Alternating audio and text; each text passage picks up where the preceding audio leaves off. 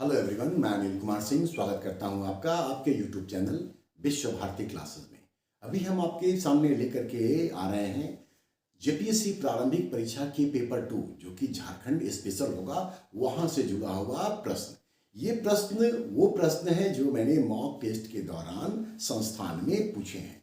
2 phase में पूरे 100 question का आंसर हम आप तक पहुंचाने जा रहे हैं। जरूरत के हिसाब से हर बार की तरह यहाँ पर भी एक्सप्लेनेशन हम आपको देने का काम करेंगे। इसके पहले पेपर 1 से जुड़ा हुआ 100 क्वेश्चन 2 वीडियो के माध्यम से हम ऑलरेडी आप तक पहुंचा चुके हैं, जिसमें कि मैक्सिमम स्कोर अभी तक 64 हुआ और ये 2 स्टूडेंट का स्कोर है जिन्होंने 64 स्कोर किया है। सेकेंड पेपर के संदर्भ में आपको बताएं कि जब हम ये टेस्ट ले रहे थे ऑफलाइन में बैठे हुए कुछ विद्यार्थियों का प्रतिक्रिया था कि सर क्वेश्चन बहुत टफ है। वास्तव में क्वेश्चन टफ या आसान कुछ भी नहीं होता है। अगर हमारा पढ़ा होता है तो हमें हमेशा आसान लगता है, और अगर नहीं पढ़ा हुआ तो बहुत आसान सवाल भी टफ लगता है। कुछ ऐसी ही स्थिति उन विद्यार्थियों के साथ भी रही होगी। दरअसल ये क्वेश्चन उनको अगर टफ लगा है, या किसी को अगर आप देख रहे हैं आपको टफ लगता है, तो सिर्फ इस कारण से क्योंकि इस वीडियो में आपको निश्चित तौर पे कई सारे नए क्वेश्चन देखने को मिलेंगे जो आमतौर पर झारखंड के आम किताबों में नजर नहीं आता है। ये खोज करके आपके लिए विशेष तौर पर निकाला गया है, क्योंकि एग्जामिनेशन में कई सारे ऐसे प्रश्न आते हैं जो बिल्कुल नए लगते हैं, और उस वक्त ये दिमाग में आता है, विद्यार्थी कहते भी है कि सर पता नहीं कहाँ से ढूंढ के क्वेश्चन डाल दिया था। कुछ वैसे ही क्वेश्चन हम आपके लिए भी लेकर के आए हैं, तो इसी कारण से ये टफ लगा होगा। और नया सीखना बहुत जरूरी है, क्योंकि पुरानी चीज़ें तो चली आ रही हैं ट्रेडिशनली, उसको आप निश्चित तौर पर याद रखिए, लेकिन नए चीज़ों को अगर अपने कलेक्शन में आप नहीं शामिल करेंगे तो आपकी तैयारी को नया आयाम कैसे मिलेगा, आपकी तैयारी मजबूत कैसे होगी। क्योंकि डे बाय डे जिस तरीके से कंपटीशन टफ होता चला जा रहा है, उसमें कुछ ऐसे ही प्रश्न जो बिल्कुल नए से लगते हैं वही आपके रिजल्ट को डिसाइड करने में अहम भूमिका निभाते हैं। मेरी कोशिश भी होती है कि हर बार आपको कुछ नए क्वेश्चन निश्चित तौर पे उपलब्ध कराया जाए, ताकि आपकी तैयारी जो है वो और मजबूत हो सके और पुख्ता हो सके। खैर, वैसे भी क्वेश्चन सेटर का दिमाग अपने तरीके से चलता है। जैसे हम अगर आपके लिए क्वेश्चन तैयार कर रहे हैं तो हम अपने तरीके से सोचेंगे, न कि इस आधार पर यह सोचा जाए कि आपको क्या अच्छा लगता है, हमको क्या अच्छा लगता है, क्या कुछ प्रोवाइड किया जाना चाहिए। कुछ इसी तरह की मानसिकता के साथ आयोग ने भी जिसको क्वेश्चन सेट करने की जिम्मेदारी, क्वेश्चन तैयार करने की जिम्मेदारी दे रखी है, वो अपने तरीके से सोच करके और आपके सामने क्वेश्चन लेकर के आएगा। तो आपको विपरीत परिस्थितियों के लिए भी तैयार रहनी चाहिए। यकीन मानिए कोई भी क्वेश्चन टफ नहीं है, सिर्फ नए हैं। अभी आप वीडियो देखेंगे तो आपको इस बात का निश्चित तौर पर एहसास भी होगा। एक भी क्वेश्चन आपको इररिलेवेंट नहीं दिखेगा, ये मुझे पूरा विश्वास है। हालांकि ये विश्वास मेरा है, जजमेंट तो करना आपका काम है।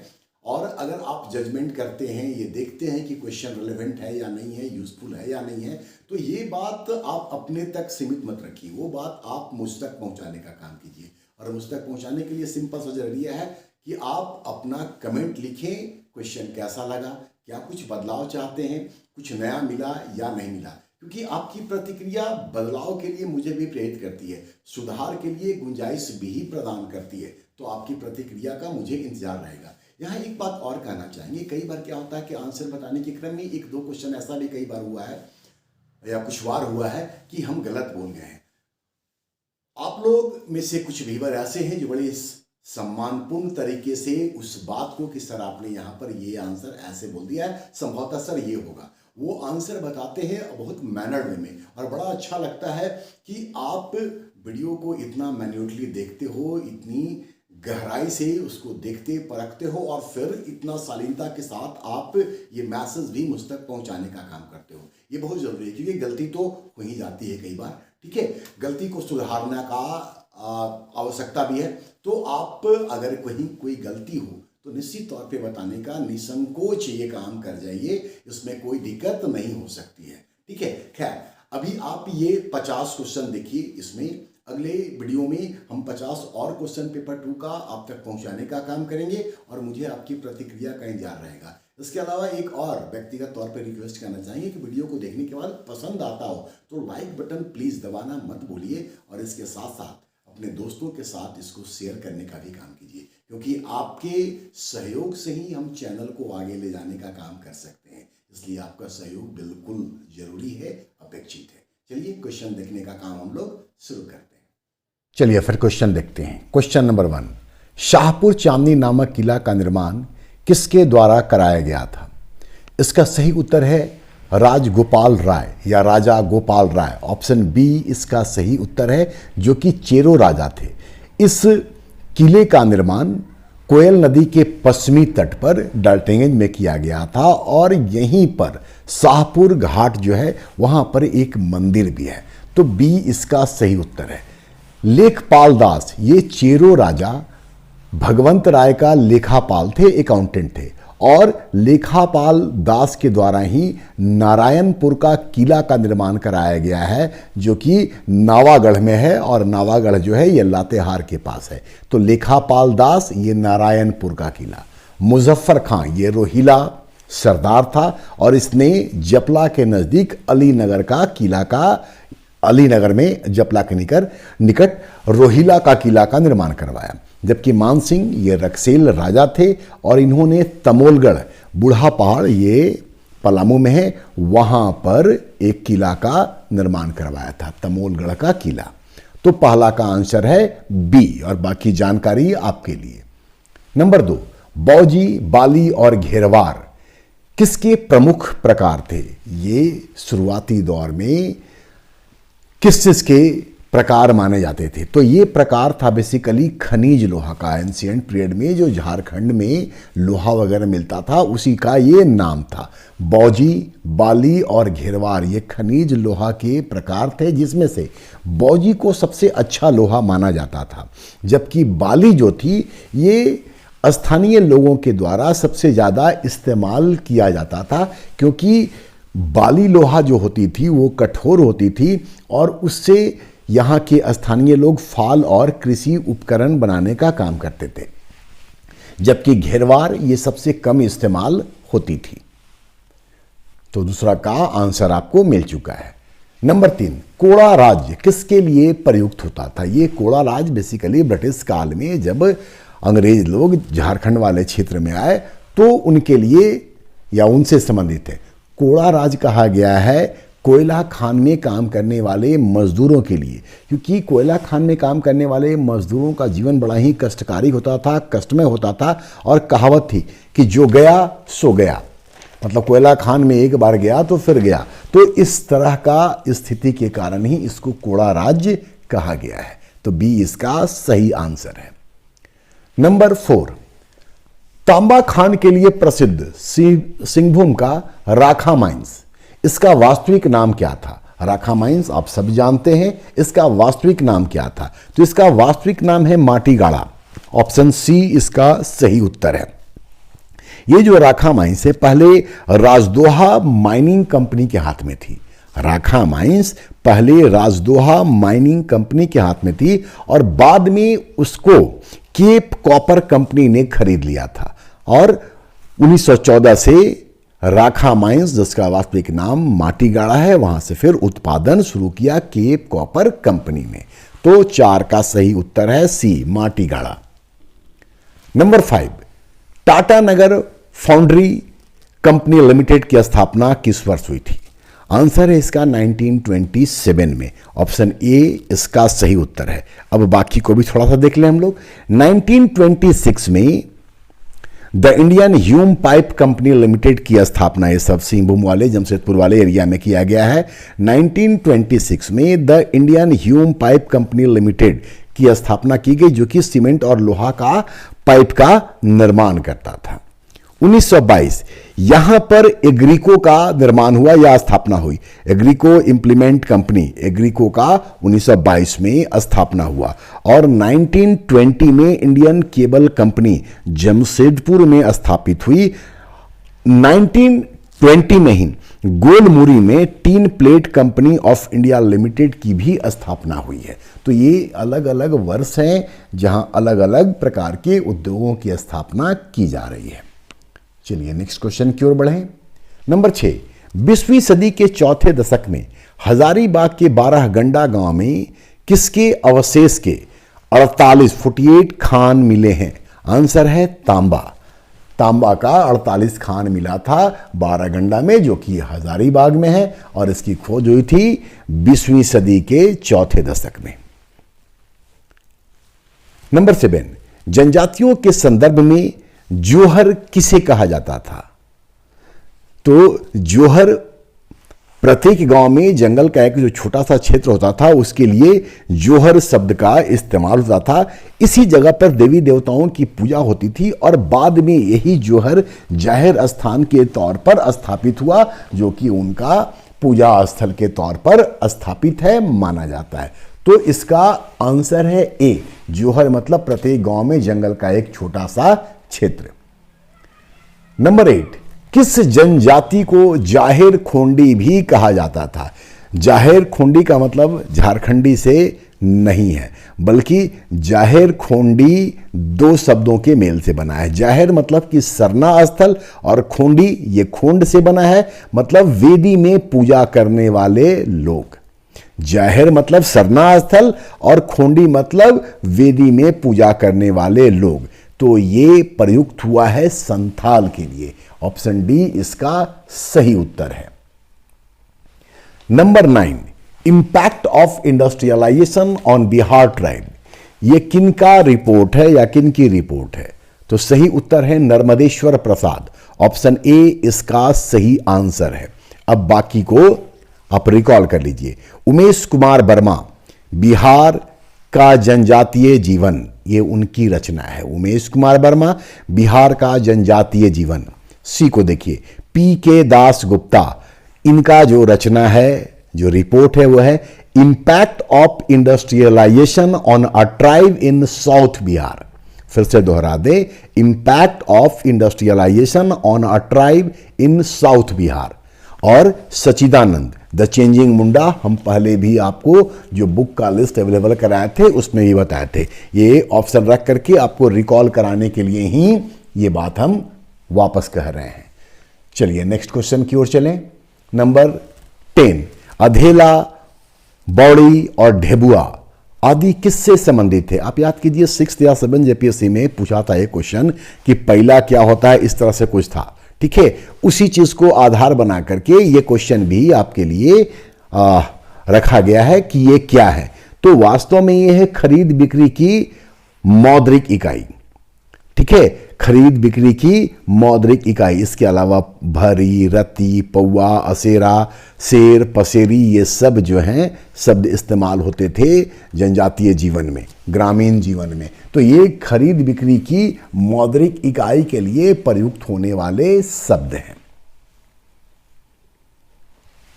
नंबर 11, रांची से हजारीबाग के बीच पहली बार बस किस वर्ष प्रारंभ हुई थी? आंसर है 1920। पहली बार रांची से हजारीबाग के बीच बस 1920 में चली थी। 82 किलोमीटर का दूरी उस समय 6 घंटे में तय किया जाता था। 1930 के बाद मोटर और ट्रक का परिचालन रांची और हजारीबाग के बीच में प्रारंभ हुआ। तो 11 का आंसर है डी। नंबर 12, चेरो जनजाति में डोला, धराऊं और चढ़ाऊं क्या था? तो ये विवाह के तरीके हैं। ये विवाह के तरीके हैं। डोला और धराऊ जो है, इसमें कन्या का जो विवाह है वो वर के घर में होगा। ऐसा तब होता था कि कन्या का विवाह उसके पति मतलब उसके वर के घर में हो जब कन्या गरीब परिवार से सम्मिलित होती थी, जबकि चढ़ाऊ में लड़की के घर पर ही विवाह संपन्न होता था। मतलब कि आर्थिक रूप से लड़की अगर संपन्न हो तो उसी के घर में विवाह होती थी, और ऐसे विवाह को चेरो जनजाति में चढ़ाऊ कहा जाता था। तो ये विवाह के तरीके हैं। नंबर 13, बिरसा मुंडा के अनुयायियों के अनुसार किस स्थान पर बिरसा को भगवान विष्णु का दर्शन प्राप्त हुआ था? आंसर सबसे पहले आंसर है पाटपुर।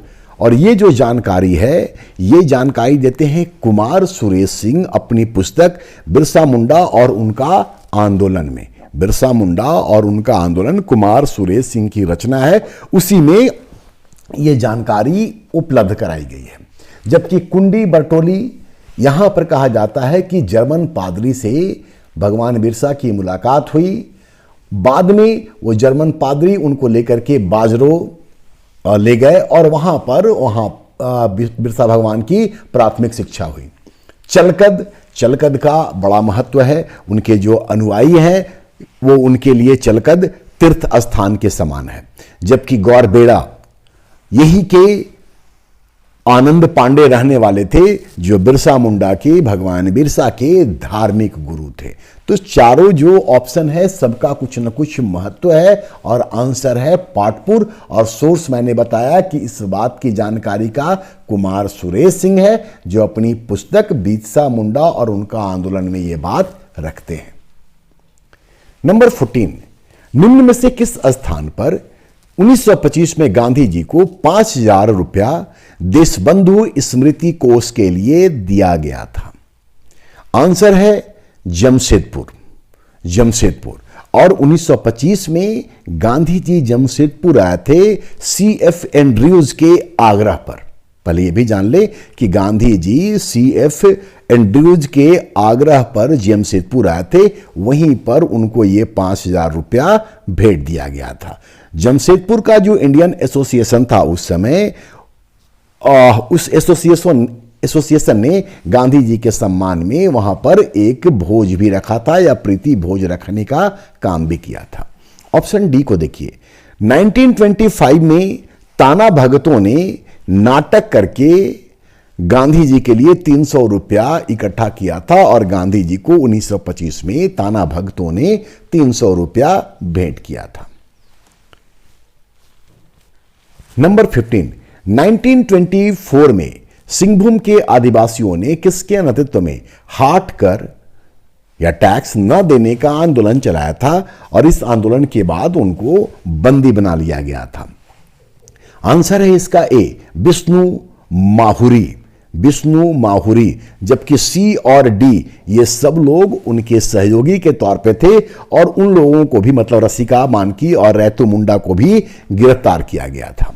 ठीक है, बी को देखिए। हरिशंकर व्यास ये फरवरी 1921 में चक्रधरपुर के गोलमुरी मैदान में आए थे। वहां एक सभा हुआ था, उसमें उन्होंने उस सभा को संबोधित किया था और हरिशंकर व्यास जो थे ये काठियावाड़ के थे। तो विष्णु माहुरी इसका आंसर है। नंबर 16, निम्न में से किसने घुमकुरिया को भ्रष्ट स्थान कहा जहां अनैतिकता पनपती थी? बताने की आवश्यकता नहीं कि घुमकुरिया क्या है। ये युवा गृह है, जनजातीय समाज में प्रचलित है और इसको भ्रष्ट स्थान कहने का काम किसने कहा? और ये कहा कि यहां पर अनैतिकता पनपती थी। तो ये बात कहने वाले जो विद्वान हैं, चारों ऑप्शन में आप देखिए, पी डेहॉन, ऑप्शन बी इसका सही उत्तर है। पी डेहॉन ने जो किताब लिखी है उसका नाम है religion and custom of the Oraon. Note कर लीजिए आप please, religion and custom of the Oraon, ये पी डेहॉन का है और उन्होंने ये बात कही। इसी बुक से मिलता जुलता एक और नाम है शरद चंद्र रॉय का, Oraon religion and custom, Oraon religion and custom. जबकि पी डेहॉन का नाम था, जो किताब का नाम था religion and custom of the Oraon. और इनका फिर से दोहरा रहे हैं हम, एस.सी. रॉय का, शरद चंद्र रॉय का जो किताब है वो है उरांव रिलीजन एंड कस्टम। ठीक है, तो आंसर आपको मिल चुका है। अब बाकी को देखिए। वी एल्विन, मतलब कि वेरियर एल्विन, इन्होंने जो किताब लिखी है उसका नाम है the Muria and their Ghotul. Ghotul भी युवागृह होता है गोंड जनजाति में। The Muria and their Ghotul ये वेरियर एल्विन का लिखा हुआ है। निरंजन महावार, इनका जो किताब है उसका नाम है cultural study of Oraon and Munda tribe. Repeat कर दे रहे हैं, cultural study of Oraon and Munda tribe. और एन प्रसाद, इन्होंने लिखा है land and people of tribals, land and people of tribal. ये जो भी बुक का नाम आपको बताए हैं प्लीज इसको नोट करके रखिए और पहले जो भी किताब का नाम आप तक हम पहुंचाने का काम किए हैं सबको एक जगह पे आप नोट करके और दोहराते रहिए।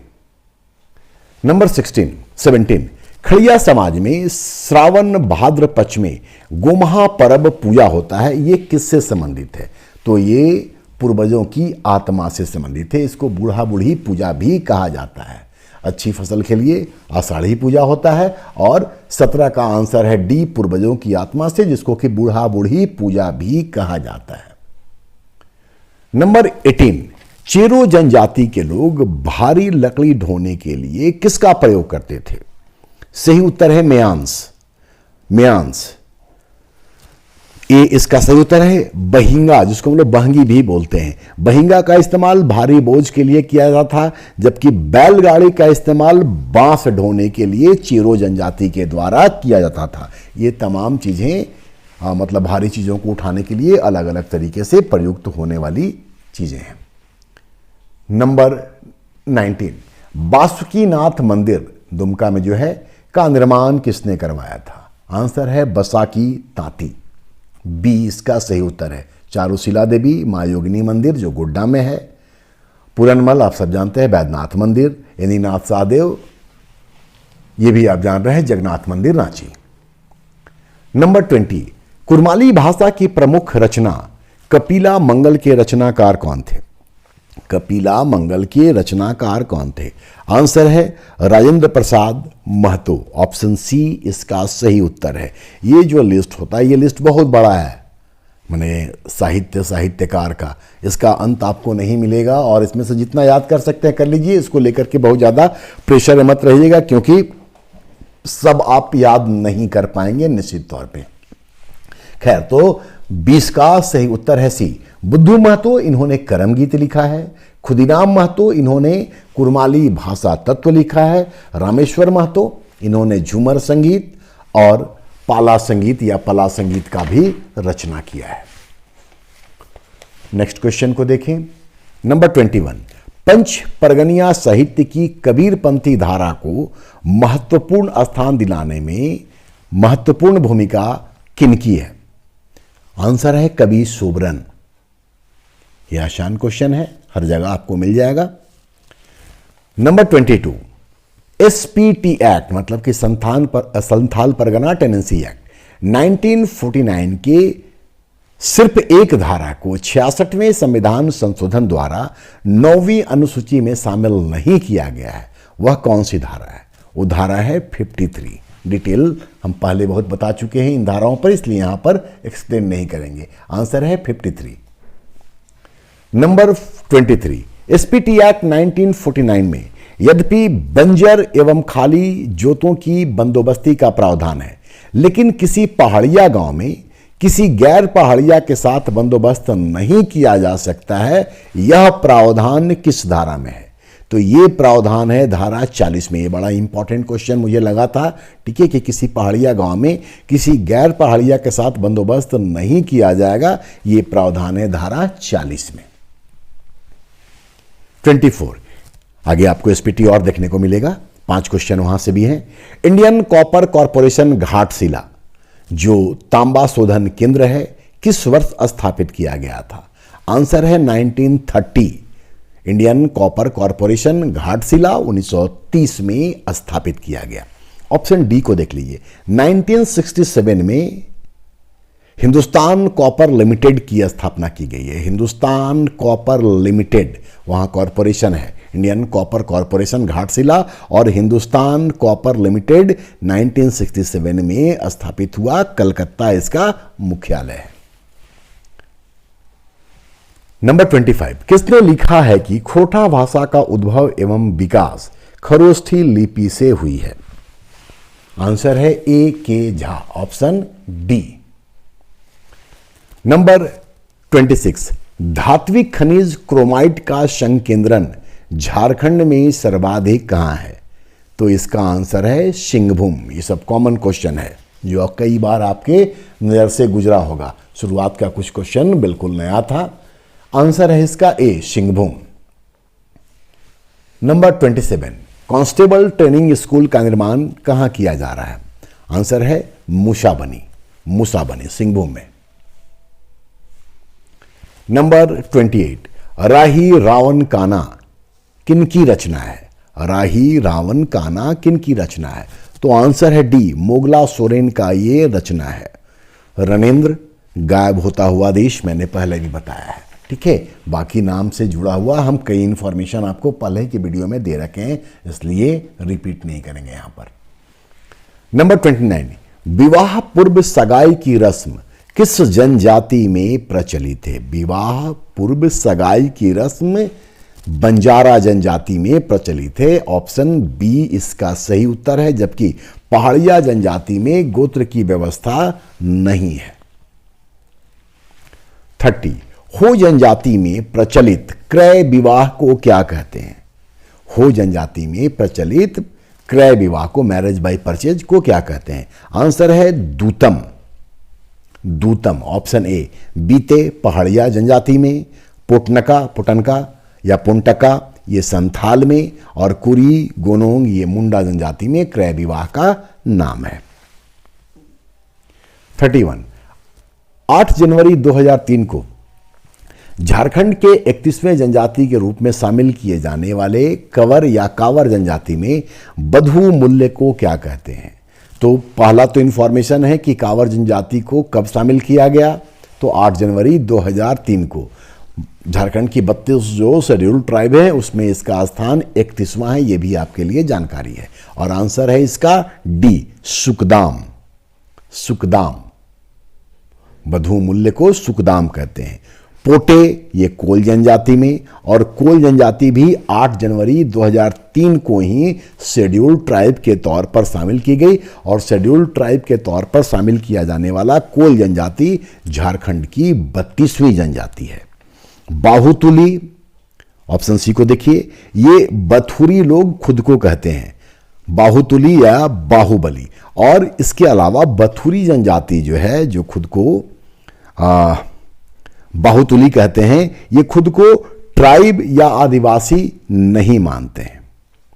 दाली टका, ये बेदिया जनजाति में जो बधू मूल्य है उसको कहा जाता है, और बेदिया जनजाति को वेदो निवास भी कहा जाता है या वेद निवस भी कहा जाता है। और ये लोग जो बेदिया जाति के लोग हैं ये अपने आप को उच्च हिंदू मानते हैं, तो उनसे जुड़ा हुआ डाली टका। नंबर 32, पढ़ा पंचायत शासन व्यवस्था के संदर्भ में कौन सी बात सही नहीं है? तो जो बात सही नहीं है वो है डी, पढ़ा पंचायत की बैठक में खान पान का व्यवस्था कोतवार करता है। खान पान का व्यवस्था जो है वो पन भरा या पैन भरा करता है, ठीक है। कोतवार जो होता है वो संदेशवाहक की भूमिका में होता है, तो डी इसका सही उत्तर है, क्योंकि खान पान का व्यवस्था कोतवार नहीं बल्कि पन भरा करता है। और बाकी गांव के पुजारी पाहन का कार्यकाल 3 वर्ष का होता है, ये सही है, और 3 वर्षों के बाद सरहुल को नया पाहन चुना जाता है। संदेशवाहक भंडारी कहलाता है, और इस कार्य के बदले में उसको जो जमीन दी जाती है वो भंडारगिरी खेत कहलाता है। ग्राम पंचायत के प्रधान महतो का पद वंशानुगत एवं ज्येष्ठता के सिद्धांत पर आधारित होता है, ये बातें भी सही है। तो बाकी ऑप्शन भी जरूर पढ़ लीजिएगा ताकि वो आपको याद रहे। 33, चेरो जनजाति द्वारा प्रयोग किया जाने वाला नेठो किस काम में प्रयुक्त होता है? चेरो जनजाति के द्वारा प्रयोग किया जाने वाला नेठो पानी रखने के लिए इस्तेमाल होता है। ऑप्शन बी इसका सही उत्तर है। ओढ़ने के लिए जो वस्त्र इस्तेमाल होता है उसका नाम है लिदरा, जो सब जगह प्रचलित होता है आमतौर पर, ठीक है। पहनने के वस्त्र में 4 से 10 साल के जो बच्चे हैं उनका वस्त्र भगई कहलाता है। और इसी तरीके से झूला, जो महिलाओं का ऊपरी वस्त्र होता है वो झूला कहलाता है।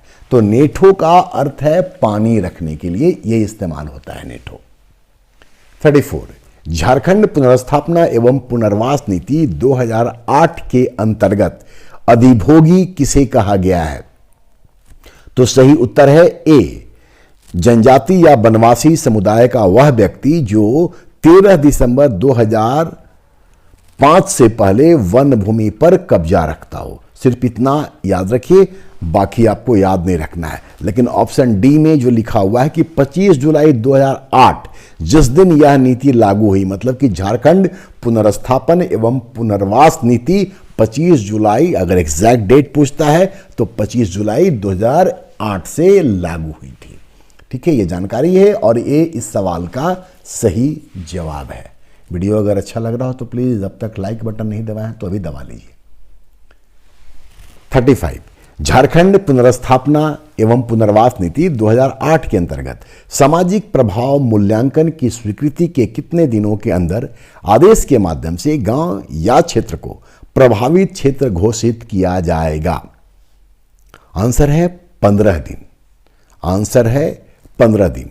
और यहां एक बात और याद कर ले, हालांकि हम पहले बताए हुए हैं कि सामाजिक प्रभाव मूल्यांकन मतलब SIA उन सभी मामलों में अनिवार्य है जहां की सामूहिक रूप से 100 या उससे अधिक परिवार का अनैच्छिक रूप से पलायन हुआ हो, उनका विस्थापन हुआ हो, वहां पर सामाजिक प्रभाव मूल्यांकन आवश्यक होता है।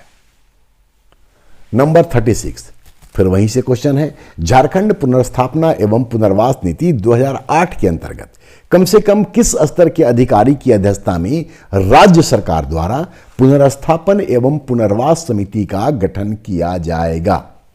आंसर है अनुमंडल अधिकारी। SDO लेवल से कम नहीं होना चाहिए पुनर्स्थापन एवं पुनर्वास समिति के लिए।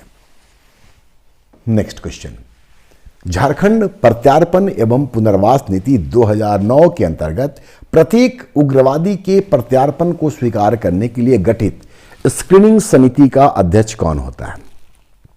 आंसर है डी, जिला पुलिस अधीक्षक। जिला पुलिस अधीक्षक। जबकि जिला दंडाधिकारी जो होते हैं ये जिला पुनर्वास समिति के अध्यक्ष होते हैं। तो 37 का आंसर है डी। और जिला दंडाधिकारी हम फिर से दोहरा दें कि ये अध्यक्ष होते हैं जिला पुनर्वास समिति के। नंबर 38 संथाल जनजाति में प्रचलित कॉम्ब कट पेंटिंग में मुख्य रूप से किसके चित्र बनाए जाते हैं? आंसर है बर्तनों का, ऑप्शन सी।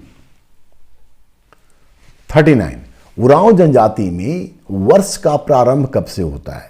तो उरांव जनजाति में नए वर्ष की शुरुआत होती है धान कटाई के समय, मतलब ऑप्शन डी।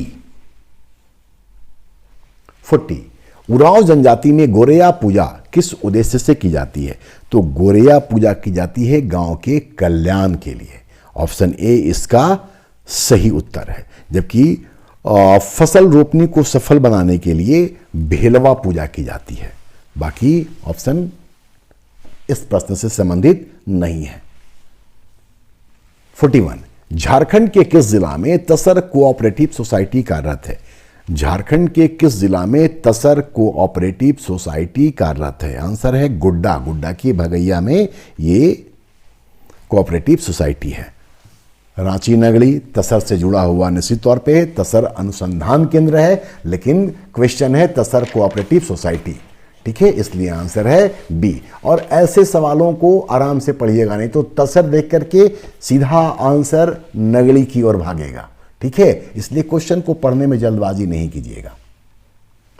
42 संथाल जनजाति में जिस स्थान पर कृषि औजार रखा जाता है उससे क्या कहते हैं? तो उसको कहते हैं गोड़ा, ऑप्शन सी गोड़ा।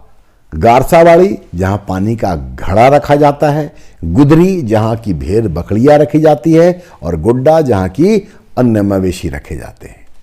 तो गोड़ा इसका सही उत्तर है। 43 मुंडा जनजाति के लोग शरीर के निम्न भाग में, मुंडा जनजाति के लोग शरीर के निम्न भाग में जिस वस्त्र को पहनते हैं उसे क्या कहते हैं? उसको कहते हैं बटोई। बटोई। भगवा ये मुंडा जनजाति में वृद्धों का जो वस्त्र है उसको कहते हैं। कमरा ये कंबल के लिए इस्तेमाल होने वाला मुंडा जनजाति में शब्द है। 44 3 वर्षों के पश्चात किस समारोह का आयोजन कर घूमकोरिया के अधिकारियों को बदला जाता है? आंसर है मुखिया हंडी, जिस दौरान हड़िया पीने का रस्म अदा किया जाता है और फिर घूमकोरिया के अधिकारियों को बदला जाता है। तो आंसर है इसका ए धांगरकुड़िया। ये जो उरांव जनजाति में जोख एड़पा होता है, पुरुषों का युवागिरी उसका प्रधान होता है, ठीक है, जिसको कि धांगर या महतो भी कहा जाता है। जबकि लड़कियों के लिए जो युवा गृह होती है उसको पेलड़पा कहते हैं या पेलेरपा कहते हैं, और बड़की धांगरीन के देखरेख में ये होता है। खई भितरैल और उम्बू आडेर, ये बेसिकली खई भितरैल उरांव जनजाति से संबंधित शब्द है और उम्बू आडेर मुंडा जनजाति से, और इन दोनों में मृतक आत्मा को घर लाने का विधान होता है या मृतक आत्मा को घर लाने के विधान से संबंधित है। उम्बू आडेर मुंडा जनजाति में और खई भितरैल उरांव जनजाति में। नंबर 44, किस जनजाति के महिलाओं को हल एवं तीर धनुष को छूना एवं चलाना वर्जित है? आंसर है हो जनजाति। नंबर 46, निम्न में से किस जनजाति में युवा गृह का प्रचलन नहीं है? आंसर है खैरवार। खैरवार। 47, कौन सही सुमेलित नहीं है? तो जो सही सुमेलित नहीं है वह है डी। 1956 में जनजाति का दर्जा ये बंजारा को दिया गया था, न कि बिंजिया को। बाकी आपके लिए जानकारी है। धनबाद के सरदार भूमेज कहलाते हैं। बथुरी थोड़ी देर पहले किसी सवाल के जवाब में बताया कि बाहुतुली उनको कहा जाता है या बाहुबली भी कहा जाता है, और असुर के वंशज लोहरा या फिर लोहार कहलाते हैं। नंबर 48, औरंगा नदी पर अवस्थित पलामू का नया किला मेदिनी राय ने बनवाया था, जो किस मुगल शासक का समकालीन था? तो मेदिनी राय औरंगजेब के समकालीन थे। मेदिनी राय चेरो राजा हैं और औरंगजेब के समकालीन थे। शाहजहां का जो समकालीन राजा था वो था प्रताप राय, और प्रताप राय के समय में 1619 में पलामू का पुराना किला का निर्माण किया गया था। तो मेदिनी राय औरंगजेब के समय के और शाहजहां के समय प्रताप राय के समय में पलामू का पुराना किला और मेदिनी राय के समय में नया किला। 2 क्वेश्चन इस सेट में और हैं, उसको भी देखते हैं। फिर अगले वीडियो में बाकी 50 क्वेश्चन इस टेस्ट का हम आप तक पहुंचाने का काम करेंगे। 49, सबल राय भी इनको कहा जाता है। सबल राय द्वारा बनवाया गया वह किला कौन सा था जिसकी निर्माण मुगल शैली से प्रभावित थी? आंसर है रामगढ़ का किला। ऑप्शन बी इसका सही उत्तर है। बादाम का किला यह हजारीबाग में है। हेमंत सिंह के द्वारा, जो रामगढ़ के राजा थे, उन्होंने बनवाया था। गढ़गांव का किला यह भी हेमंत सिंह के द्वारा ही रामगढ़ में बनवाया गया था, जब उन्होंने अपनी राजधानी रामगढ़ स्थापित की थी। और कुंडा का किला ये चतरा में है और चेरो वंशीय राजा ने इसको 14वीं शताब्दी में बनवाने का काम किया था। चलिए आखिरी क्वेश्चन देखते हैं। निम्न में से कौन एक पुरुष प्रधान नृत्य नहीं है? मतलब बाकी जो है वो पुरुष प्रधान नृत्य हैं। तो जो पुरुष प्रधान नृत्य नहीं है वह है करिया झूमर। Option C. नटुआ नृत्य ये पुरुषों के द्वारा ही किया जाता है, लेकिन इस नटुआ नृत्य की खास बात यह है कि पुरुष इसमें स्त्री का वेश धारण करके नाच करते हैं, नृत्य करते हैं। डैरधरा नृत्य ये मर्दानी झूमर के दौरान किया जाने वाला नृत्य है, जबकि कठोरवा नृत्य मुखौटा पहन करके किया जाता है। और आपको भली भांति पता है कि कठोरवा के अलावा और किस नृत्य में मुखौटा पहना जाता है। चलिए, तो 50 क्वेश्चन यहां इस सेट से संबंधित। अगले वीडियो में जैसा कि मैंने बताया आपको 51 से लेकर के 100 क्वेश्चन तक का आंसर भी हम आप तक जाएंगे। ठीक है, आप उसको देखिएगा और प्लीज दोस्तों के साथ शेयर कीजिए। सब्सक्राइब नहीं किए हैं तो प्लीज सब्सक्राइब भी कर लीजिए। आपकी प्रतिक्रिया मुझ तक पहुंचे, इस बात का मुझे इंतजार रहेगा। धन्यवाद।